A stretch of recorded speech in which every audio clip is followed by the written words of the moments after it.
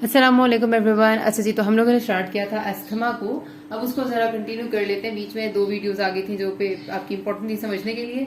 Asthma मैंने आपको बता दिया था उसकी कुछ मेजर सी बातें और फिर उसके क्लिनिकल प्रेसिपिटेंट्स क्या होते हैं, उसकी पैथोजेनेसिस क्या होती है, और अब आते हैं उसके साइंस एंड सिम्टम्स पे कि पेशेंट आपके पास किस तरह से प्रेजेंट करते हैं। बात तो शायद मैं आपको पहले भी बता ही चुकी हूँ कि पेशेंट के क्या साइंस और सिम्टम्स होते हैं, लेकिन जो आपकी सिनेरियो में लिखा हुआ आता है ना, मतलब कुछ ऐसे लफ्ज होते हैं, आप याद रखना कि आपको ये डिजीजेस आपको लगेगा पहली दफा जब आप पढ़ते हैं ना डायग्नोसिस करने के लिए, तो आपको बहुत सिमिलर लगती है कि स्प्यूटम प्रोडक्शन हो रही है, डिस्निया है, शॉर्टनेस ऑफ ब्रेथ लाइक हो गया, वीजेस हैं, फिर कहीं पर आपको कोर्स या फाइन क्रैकल्स लिखे हुए नजर आ जाएंगे, और कुछ और मतलब चेस्ट टाइटनेस टाइप वगैरह फीचर्स, तो बहुत मिलते जुलते फीचर्स होते हैं। सिर्फ आपने ट्रिगरिंग वर्ड को, हिस्ट्री में कोई स्पेसिफिक पॉइंट्स होते हैं जिनको आपने नोट डाउन रखना होता है ताकि आप उसको डिफरेंशिएट कर सकें दूसरी से। अब जो आपकी बहुत ज्यादा सिमिलर एस्थमा से रिलेटेड आपको लगती है ना, वो सीओपीडी है। मतलब बाकियों में तो काफी डिफरेंस आ जाता है, ब्रोंकिएक्टेसिस बिल्कुल अलग तरह से आता है, टीबी और जो आपका दूसरा होता है निमोनिया, वो हमेशा आपका फीवर के साथ आते हैं। एक बात याद रखना, एस्थमा सीओपीडी में कोई फीवर नहीं होता, पेशेंट बुखार के साथ नहीं आएगा, ठीक है। कोई इसमें ऐसा नहीं होता कि पेशेंट टॉक्सिक कंडीशन में हो, शदीद बुखार की वजह से, जैसा निमोनिया में होता है, वो नहीं होता। इसमें जो टिपिकल बातें होती है, एक तो डिस्निया, मतलब डिस्निया इज कैरेक्टरिस्टिक फीचर है, ब्रेथलेसनेस, पेशेंट को सांस नहीं आ रहा होता, ठीक है, डिस्निया, ब्रेथलेसनेस, उसके साथ वीजिंग, इनके बगैर आपका एस्थमा नहीं हो सकता। और पेशेंट की अक्सर एस्थमा के सिनेरियो में जो हिस्ट्री आती है उसमें होता है कि ये एपिसोड्स उसको हर स्प्रिंग में आते हैं, हर समर में आते हैं, या फिर उसको ये एपिसोड्स अक्सर आते रहते हैं इस तरह के, या फिर वो ये कहते हैं कि उसके साथ उसको आंखों से पानी भी आता है। ये सारी चीजें एलर्जी के सिम्टम्स की हैं, ठीक है। एलर्जी के सिम्टम्स स्प्रिंग सीजन में एग्जैसरबेट कर जाते हैं, या फिर जिनको डस्ट एलर्जी होती है वो कहते हैं कि अक्सर रोड पे जब वो निकलते हैं तो उनको अचानक से एपिसोड्स आ जाते हैं इस तरह के। तो ये चीजें सारी की सारी ना आपकी एस्थमा की तरफ पॉइंट आउट करती हैं, तो आपका जहन सीधा सीधा एस्थमा की तरफ जाता है, ठीक है। तो इसमें और यस, इसमें नॉन प्रोडक्टिव कफ होती है, स्प्यूटम प्रोडक्शन एस्थमा में नहीं होती, नॉन प्रोडक्टिव कफ होगी। वैसे तो कई बार लिखा होता है कफ है ही नहीं, लेकिन होगी तो नॉन प्रोडक्टिव। तो ये बातें आपने बिल्कुल पक्की पक्की अपने जहन में रखते हैं कि एस्थमा के scenario is typical, no fever, no history of कोई इन्फेक्शन या टॉक्सिसिटी या लॉस ऑफ कॉन्शियसनेस।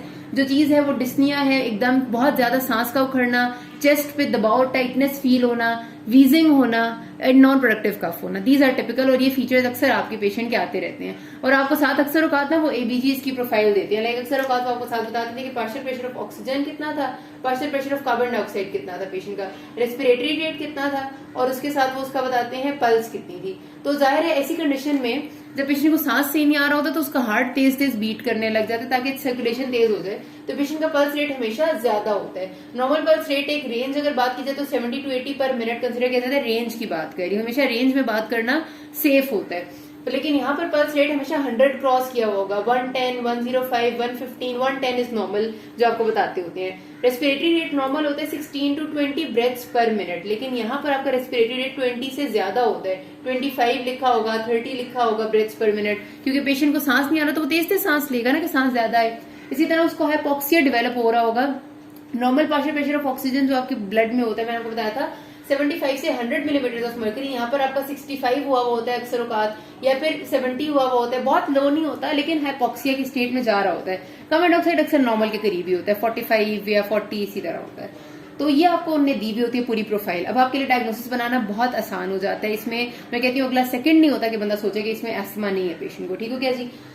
वही बात है कि साइंस और सिम्टम्स में मैंने बता दिया कि ये उसके साइंस होते हैं पेशेंट के जिनसे वो प्रेजेंट करता है, और आपके जो ये सिम्टम्स होते हैं जिनसे पेशेंट प्रेजेंट करता है, और साइंस जो आप देखते हैं वो क्या देखेंगे, टैकीकार्डिया, हार्ट रेट का तेज होना, टेकिपनिया, रेस्पिरेटरी रेट का तेज होना। उसके अलावा आपको आएगी कि जब आप उसको परकशन करेंगे एग्जामिनेशन में, जाहिर सी बात है, तो परकशन में आपको हाइपर रेजोनेंट साउंड नजर महसूस होती है। एस्थमा के पेशेंट में हाइपर रेजोनेंट का मतलब है नॉर्मल से ज्यादा रेजोनेंस उसकी हुई होती है, क्योंकि एयरवेज बहुत ज्यादा इन्फ्लेम्ड होते हैं, ठीक है। तो hyper resonant sound is associated with asthma. ये परकशन है, परकशन वो वाली जो आप ऐसे हाथ रख के ऊपर से ऐसे करके परकस करते हैं, दिस इज योर परकशन का नोड।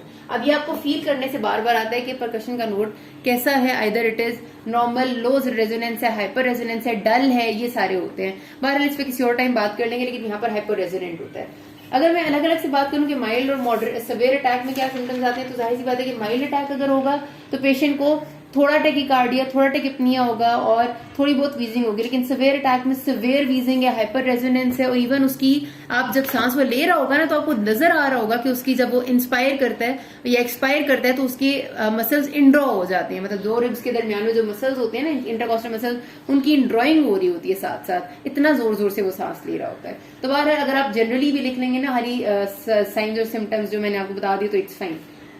अगर पेशेंट के पास, अब कहते हैं हम के पुअर प्रोग्नोस्टिक फैक्टर्स क्या होते हैं, अगर जाहिर सी बात है, इसमें कोई बात सोचने वाली तो है नहीं, अगर वो सांस ज्यादा उसका उखड़ रहा है, रेस्पिरेटरी रेट ज्यादा खराब हो रहा है, अगर वो आपके पास प्रेजेंट ही करता है तो उसको साथ फटीग और लैसीट्यूड भी है, उसको पसीना छूट रहा है, ये और उसका आहिस्ता आहिस्ता आपको साइनोसिस नजर आ रही है। इस नॉर्मल के हालात में आपको साइनोसिस नहीं होता, अगर ब्लूनेस होने लग रही है और खासतौर पे सेंट्रल साइनोसिस।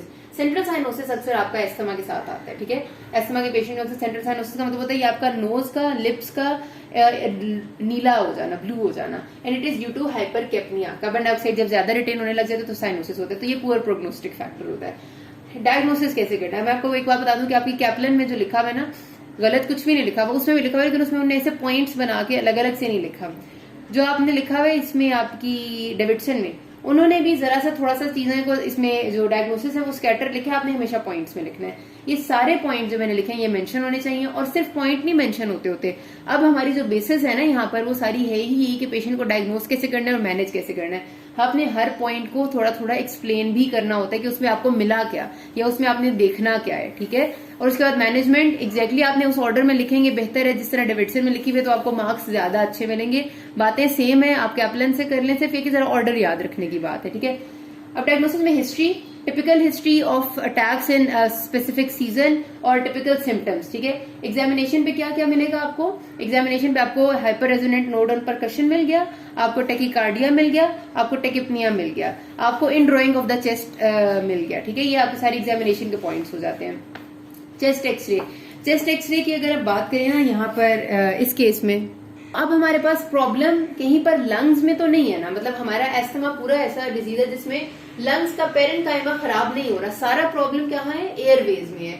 चाहे वो ऊपर के एयरवेज से शुरू होकर नीचे तक आ जाए, लेकिन प्रॉब्लम इज इन एयरवेज। तो आपका लंग्स जो है वो एयर को रिटेन कर करके, मतलब जाहिर वो जितना जोर जोर से सांस लेता है एयर रिटेन होती जाती है, वो बाहर पूरी नहीं जा पा रही होती। हमने पढ़ा था ना FeV1 बाय जो आपका FVC था वो बहुत ज्यादा खराब हुआ होता है इसमें। तो चेस्ट एक्सरे में आपको नजर आता है हाइपर इन्फ्लेटेड लंग्स, जरूरत से ज्यादा बड़े हुए होते हैं लंग्स। हाइपर इन्फ्लेटेड होने का मकसद ये होता है कि ऊपर एयरवे इतना नैरो है, नीचे वाले भी नैरो है, ऊपर वाला इतना नैरो है कि एयर अंदर आ जाती है तो एयर बाहर ही नहीं जा पाती। एयर बाहर नहीं जा पाती तो एयर ट्रैपिंग की वजह से हाइपर इन्फ्लेट होता है लंग, ठीक है। फिर आ जाते हैं आपके पल्मोनरी फंक्शन टेस्ट, जो आपके मैंने FeV1 और FVC बताए थे। मैंने आपको उस वक्त भी बताया था कि हमारा ऑब्स्ट्रक्टिव लंग डिजीजेज में FeV1 बहुत ज्यादा डिक्रीज हो जाता है, ठीक है। एंड FVC यानी force vital capacity almost normal रहती है, जिसकी वजह से FeV1 बाय FVC का रेशियो डिक्रीज हो जाएगा। ये आपने सारा कुछ लिखना है डिटेल में, और इस सारे की रीजन मैंने आपको बहुत डिटेल में बताई हुई है, अब दोबारा मैं नहीं बता रही, ठीक हो गया। उसके बाद हमारे पास ये हमने शो करना होता है कि this is a type of reversible obstruction. अब रिवर्सिबल ऑब्स्ट्रक्शन का मतलब ये कि जब हम ब्रोंकोडायलेटर देते हैं ना एस्थमा के पेशेंट्स को, तो उनकी ब्रोंकाई में जो इन्फ्लेमेशन थोड़ी सी रिलीव होती है, वो खुलते हैं तो उनको बेहतर हो जाता है, उनका FeV1 बेहतर होता है। तो हमने क्या करना होता है कि पहले ब्रोंकोडायलेटर देने से पहले FeV1 रिकॉर्ड करना होता है, फिर ब्रोंकोडायलेटर देने के बाद रिकॉर्ड करना होता है। उसके बाद यानी ब्रोंकोडायलेटर देने के बाद FeV1 में 15% बेहतरी आनी चाहिए। इट इज शोइंग कि ये हमारी रिवर्सिबल ऑब्स्ट्रक्शन है। अगर कंप्लीट ऑब्स्ट्रक्शन जिस तरह हमारी एम्फाइजेमा है ना, वो इरिवर्सिबल ऑब्स्ट्रक्शन होती है, उसमें आपकी बेहतरी नहीं आ सकती, ठीक हो गया। तो ये बात आपने लिखनी है अपने PFTs में। ब्लड CP इसलिए कराते हैं क्योंकि आपका एओसिनोफिल्स का काउंट इंक्रीज हुआ होता है, इसमें एओसिनोफिलिया देखना होता है, और वैसे बाकी चीजें देख लेते हैं। स्किन एलर्जी टेस्ट, हम मल्टीपल एलर्जी टेस्ट करते हैं ताकि हमें पता चले कि पेशेंट को एलर्जी किस चीज से है। पोलन, डस्ट और कुछ खाने पीने की चीजें होती है वो भी हमें बता देती है। स्किन प्रिक टेस्ट होता है उसमें, और एलर्जन स्पेसिफिक IgE मेजर करनी होती है हमने, ठीक है। दोनों चीजें लिख देनी है, स्किन प्रिक और IgE। उसके बाद हमारे ABGs हैं। ABGs मैंने आपको पहले ही बता दी यहाँ पर, अगर आपको नहीं दिए हुए तो भी आपने लिखना है, दिए हुए तो भी लिखना है कि हमें ये चारों चीजें करानी है। सॉरी, चारों चीजें जो इसमें आती हैं, ऑक्सीजन, कार्बन डाइऑक्साइड का पार्शियल प्रेशर, pH और बाइकार्बोनेट, ठीक हो गया। स्प्यूटम में हम एओसिनोफिल्स चेक करते हैं, IgE चेक करते हैं, एंड आखिर में है चैलेंज टेस्ट बाय एडिनोसिन। ये ऐसा टेस्ट है जिसमें हम एडिनोसिन देते हैं पेशेंट को, और उससे हम चेक करते हैं कि पेशेंट का कैसा रिएक्शन आता है। ये बहुत अच्छा टेस्ट होता है, AHR इसको कहते हैं हम, लिखा होगा आपकी उसमें डेविडसन में। यहाँ पर हो गया आपकी डायग्नोसिस, आपने सबकी चीजों की एक्सप्लेनेशन लिखनी है। फिर आती है मैनेजमेंट। अब मैनेजमेंट ऑफ द पेशेंट में हमने सबसे पहला जो स्टार्ट करना होता है हमेशा शॉर्ट एक्टिंग बीटा 2 एगोनिस्ट जो आपके ब्रोंकोडायलेटर्स होते हैं। आपको याद होगा अब आपकी सारी फार्मा बीच में इन्वॉल्व होती है। हमने पढ़ा था कि जो बीटा 2 एगोनिस्ट होते हैं दे रिलैक्स योर स्मूथ मसल्स, ठीक है। वैसे तो हमने कहा था ना जितने भी सिंपैथेटिक नर्वस सिस्टम के सिंपैथोमाइमेटिक ड्रग्स हैं वो सारी फाइट एंड फ्लाइट रिस्पॉन्स में होती हैं। अब फाइट एंड फ्लाइट रिस्पॉन्स में हमने यही पढ़ा था कि जो बीटा 2 होते हैं वो रिलैक्सेशन करते हैं आपके स्मूथ मसल्स की। इसीलिए जब आपने अगर सपोज सांप को देख लिया है तो आपका अचानक से आप सांप को देख के आपका पहला रिफ्लेक्स ये कि या तो आपने उसको वहां से भागना है उस जगह से, अगर सांप आपके बहुत करीब आ गया तो।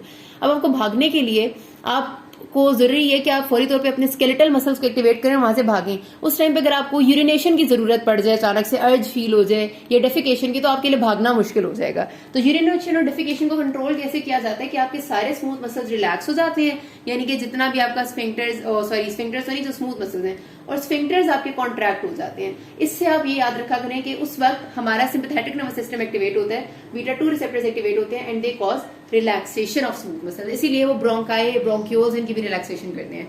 तो बहरहाल ये तो थी फार्मा। हमने देने सबसे पहले पेशेंट को inhaled short acting beta 2 agonist, ठीक है। ये जब देंगे इससे कोशिश हम करते हैं कि पेशेंट की थेरेपी मतलब मेंटेन रहे और इसमें वो काफी हद तक जो है वो पेशेंट रिस्पॉन्स अच्छा दे भी देते हैं। लेकिन अगर वो थोड़ा सा इससे कंट्रोल नहीं हो रहा तो हम क्या करेंगे, inhaled short acting beta 2 agonist के साथ हम थोड़े बहुत स्टीरॉइड्स ऐड करते हैं, लेकिन इनहेल्ड फॉर्म में एंड लो डोज होंगे, जिसमें आपका बेक्लोमेथासोन, बीटामेथासोन, ब्यूटिसोनाइड, फ्लूटिकासोन, इनमें से कोई भी आ सकते हैं। नाम आपको कुछ ना कुछ आने चाहिए, ठीक है। ये भी अगर पेशेंट इससे भी रिस्पॉन्स कर रहा है तो फिर हमने क्या करना होता है कि हमने शॉर्ट एक्टिंग बीटा 2 एगोनिस्ट के बजाय लॉन्ग एक्टिंग बीटा 2 एगोनिस्ट डाल देने होते हैं। और वो भी अगर पेशेंट मेंटेन कर भी रहे हैं तो हम कोशिश ये करते हैं कि हम पेशेंट को लॉन्ग एक्टिंग बीटा 2 एगोनिस्ट पे शिफ्ट कर दें, क्योंकि उसको जरा देर से लेने पड़ेंगे ना, वरना शॉर्ट एक्टिंग जो है उसको बहुत ज्यादा रिपीटेडली लेने पड़ते हैं। तो लो डोज इनहेल्ड स्टीरॉइड्स के साथ long acting beta 2 agonist inhaled, इसमें आपके पास जो आते हैं साल्ब्यूटामोल वगैरह आ जाते हैं जो इनहेल्ड। साल्ब्यूटामोल तो मैंने शॉर्ट एक्टिंग है, नहीं साल्ब्यूटामोल सॉरी लॉन्ग एक्टिंग है, ठीक हो गया। अच्छा तो वो आपने दे देने हैं। अब अगर पेशेंट इस थेरेपी नॉर्मली हम कोशिश करते हैं कि इससे आगे बढ़ने की जरूरत ना पड़े, यहीं तक रहे, लेकिन अगर नहीं कंट्रोल हो रहा होता तो फिर हमने क्या करना होता है कि हमने अपने inhaled long acting beta agonist देने होते हैं, लो डोज स्टीरॉइड्स, ये चलता रहेगा। उसके साथ हमने ल्यूकोट्राइन रिसेप्टर एंटागोनिस्ट ऐड करने होते हैं। अब इनका सबका मैकेनिज्म ऑफ एक्शन तो आपको वैसे पता ही है, बट मैंने आपको बता दी कि बीटा 2 एगोनिस्ट जो है वो स्मूथ मसल रिलैक्सेशन करते हैं, ब्रोंकाई ब्रोंक्यूल्स एयरवेज को रिलैक्स करेंगे, ठीक है, चाहे शॉर्ट एक्टिंग है चाहे लॉन्ग एक्टिंग है, सिर्फ इनके टाइम ऑफ एक्शन में डिफरेंस है। जो स्टीरॉइड्स है वो हमेशा एंटी इन्फ्लेमेटरी होते हैं, इन्फ्लेमेशन को रिड्यूस करेंगे, एडिमा रिड्यूस होगा, फ्लूइड रिड्यूस होगा, एयरवेज को बेहतरी महसूस होगी।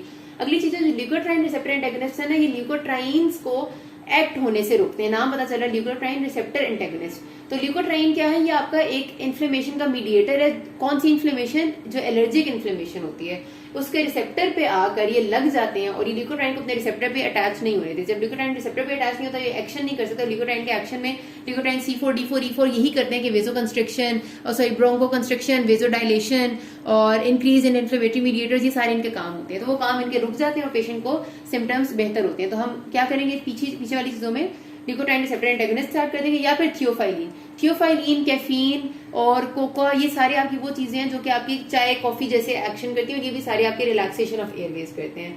लेकिन हम कोशिश करते हैं कि थियोफाइलिन के साइड इफेक्ट ज्यादा है तो इसको ना डालें, यहीं तक रहे। अच्छा उसके बाद हमारे पास हमने क्या करना होता है, अगर ये भी चीजें कंट्रोल नहीं करी या फिर अगर हमारे पास इन चीजों से हमें ज्यादा फर्क नहीं पड़ता तो फिर हम पेशेंट को ओरल स्टीरॉइड्स पे शिफ्ट करते हैं। ओरल स्टीरॉइड्स आ जाएंगे, उसके साथ हमारी कोशिश होती है कि फिर और ड्रग्स ना दिए जाए, लेकिन देना पड़े तो फिर वही बात है कि लॉन्ग एक्टिंग बीटा 2 एगोनिस्ट है, ल्यूकोट्राइन रिसेप्टर एंटागोनिस्ट कुछ भी हो वो ऐड करना है। एंटी IgE ट्रीटमेंट आप डायरेक्ट आगे ओमेलिजुमैब वगैरह जैसी ड्रग्स हैं, आपने नाम इनके पता होने चाहिए आपको, ठीक है। ओमेलिजुमैब है जैसे ये ओमेलिजुमैब, ये आपकी ऐसी है कि IgE एंटीबॉडी को ही रोकती हैं ताकि वो हमारी बॉडी में जहां पर बन रही वो एक्शन ही ना करे और ये सारा इन्फ्लेमेशन का प्रोसेस ही ना हो। अब अगर पेशेंट कंट्रोल हो गया सपोज हमारा, तो फिर हमने करना होता है आखिर में step down therapy. Step down therapy का मतलब है कि हमने कभी भी पेशेंट को मेंटेनेंस डोज में ओरल स्टीरॉइड नहीं देने। ओरल स्टीरॉइड कुछ अरसे के लिए देंगे जब उसके सिम्टम्स बहुत ज्यादा हैं, वो ठीक नहीं हो रहे, लेकिन आहिस्ता आहिस्ता उनको टेपर करना जरूरी है। इनहेल्ड स्टीरॉइड्स आप लंबे अरसे के लिए दे सकते हैं, लेकिन ओरल लंबे अरसे के लिए देंगे तो पेशेंट को ऑस्टियोपोरोसिस हो जाएगा, पेशेंट को और 100 मसले डेवलप हो जाएंगे। इसलिए आखिर में जब पेशेंट को आहिस्ता आहिस्ता में दिखता है कि ठीक होने लगे तो हम उसको स्टेप बाय स्टेप हर 3 महीने बाद उसकी डोज को टेपर ऑफ करते हैं आहिस्ता आहिस्ता, और हम कोशिश करते हैं कि पेशेंट ओरल से दोबारा इनहेल्ड पे आ जाए, और आ भी जाते हैं। ठीक है, तो दिस इज नेसेसरी कि आप एंड में स्टेप डाउन करें। यहाँ पर बात खत्म करते हैं। ये तो आपकी थेरेपी होगी मेनली। अगर किसी को कोई मसला हो अभी तक you can ask me. Thank you.